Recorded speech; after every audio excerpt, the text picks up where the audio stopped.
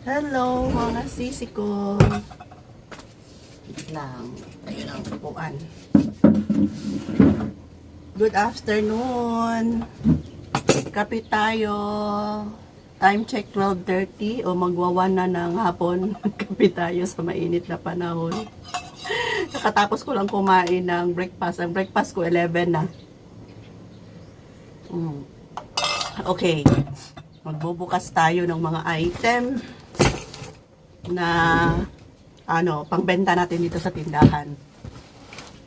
Kumusta kayo mga sisi ko?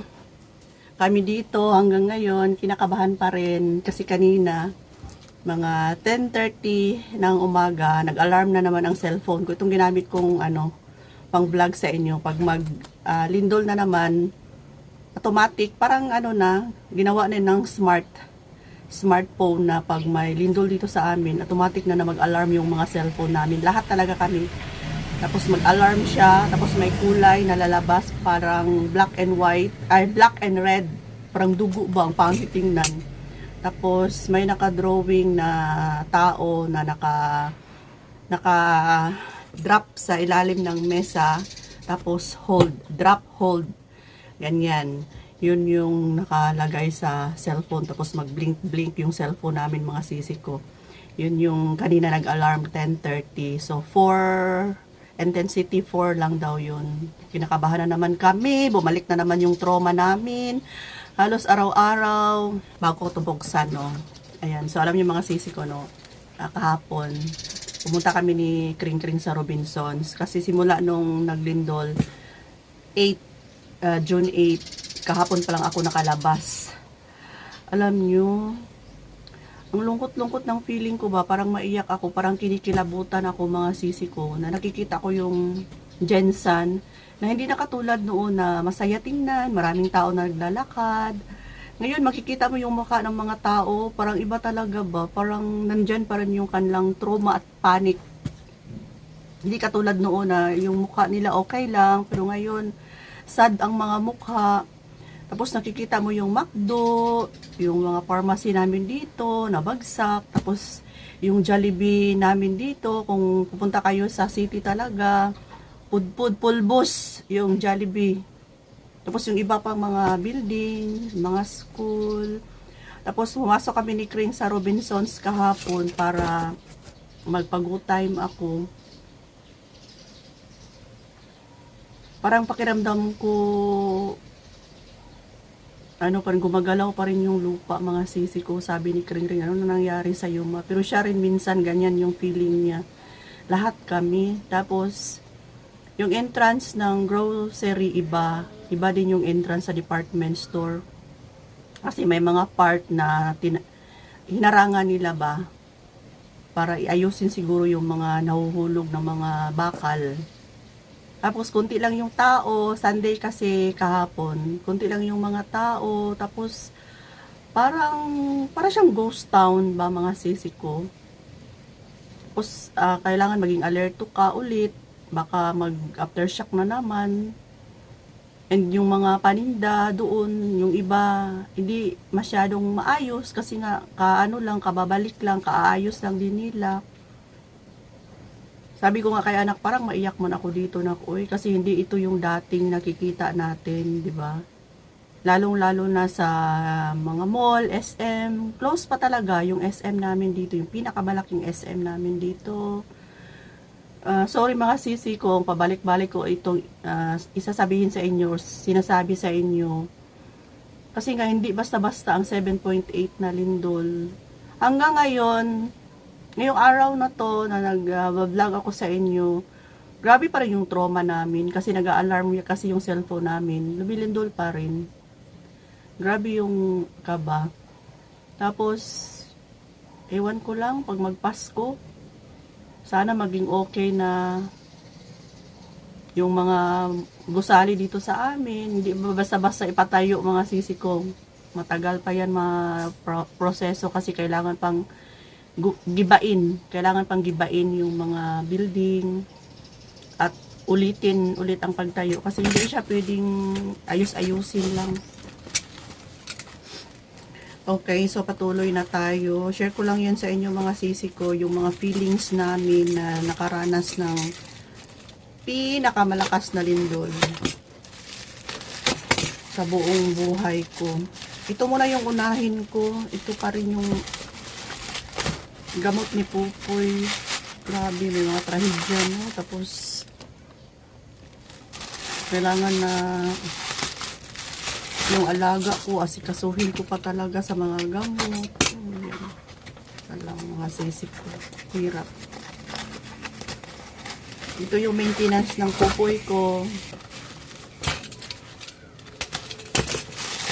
Yung maintenance ng aking alaga, kung nakikita niyo siya, yung black na aso, yung naga-seizure ba, nangingisay. 1,200 ito. Pang 20 days lang to mga sisi ko. Araw-araw kasi isa. Maintenance, di ba? Araw-araw talaga yan. So, kulang pa to. 1,000 to. Kulang pa to ng 10 sa isang buwan niya. 30 pieces sa isang buwan. Di ba?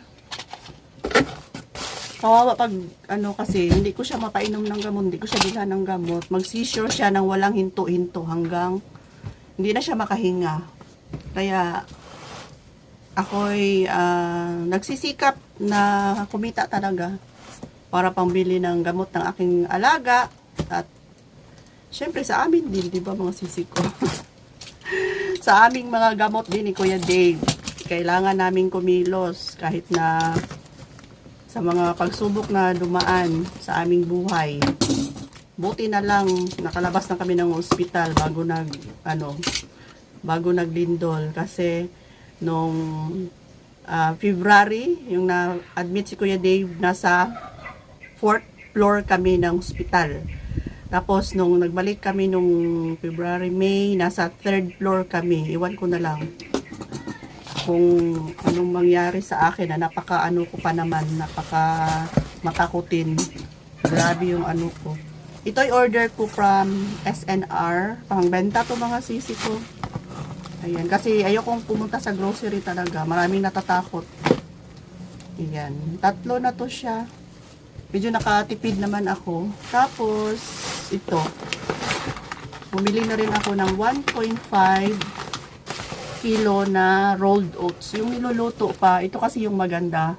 Yung niluluto pa na Quaker oats. Yung instant kasi, wala nang fiber halos yan. So, nasa lang to. Kano to? Nakalimutan ko mga sisi ko. Lagay ko na lang yung link dyan. Kung magkano to. So, may item ako na kararating lang din from grocery. Worth 4,000 lang pala. 4,000. Kasi yung ibang stock ay wala. Pero yung pinaka-importante na gusto kong i-order na tubig, meron mga sisi ko. Yung 500 ml, kumuha ako ng 3 box. Pakita ko sa inyo mamaya. Silip lang. Tapos ito, bulldog. Benta ko siya ng 100 dito sa amin. Kasi sa Gaisano, 99. Diba? Sa Gaisano, 99. Sa akin, 100. So, pupunta pa sila ng Gaisano. Ayan. 3 to mga sisi ko. 3 perasong bulldog. So, may kanin pa akong 6. 2 batch pa.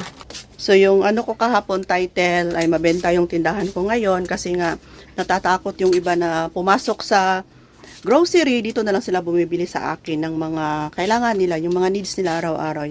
Kaya, yung in-order ko halos ay mga fast-moving item lang naman. Thank you, Lord. May Nova na. Ayan. Hindi pala ako naubusan ng Nova. Pero 5 lang to mga sisi ko ba. Tapos, cheese ring. Grabe, kalbong-kalbo na talaga doon sa harapan. Head and cheese, ito na malaki, and Gatorade. Ayan, huwag na natin yan iyan lahat. Tapos, meron din chichirya dito, 1 box. Kiatos, nag-add ako ulit. Ito lang naman yung item na palaging pabalik-balik na lang kay grocery. Yung iba, wala. Out of stock sa kanila. Ayan. So, yan na lang mga sisi ko. Ito naman, kahit papano, mga non-food, Head and Shoulder, Downy na may free, Dell, EQ na XL. Oh, diba? At least kahit papano. Tapos, ngayong Wednesday, mga sisi ko, Meron akong gi-order sa grocery worth 10,000 yun. Nasa 10,000 yun mga sisi ko ngayong Miyerkules. So ito'y Monday, ito lang yung item ko ngayon. Ngayong Miyerkules, nag-order ako mga 10,000 plus. Siguro kung out of stock yung iba, mga 8 to 9,000 na lang siguro. Pero sana, kumpleto lahat para naman lang kahit paano hindi na. Kasi ako pupunta pa sa grocery. Hindi magkalbo ang tindahan natin. Ayan, patuloy pa rin ang buhay natin mga sisi ko. Sa chichirya, pakita ko sa inyo yung chichirya natin. Dalawa na lang yung green. Blue, isa na lang. O, pa isa, dalawa na lang. Mahuwan. Dami ng kulang. Pero at least kahit papano may sasabit pa rin tayo ngayon. Okay, so hanggang dito na lang muna mga sisi ko. Thanks for watching. At ako'y mag-display na. Bye for now. Ingat po lagi. Love you mga sisi.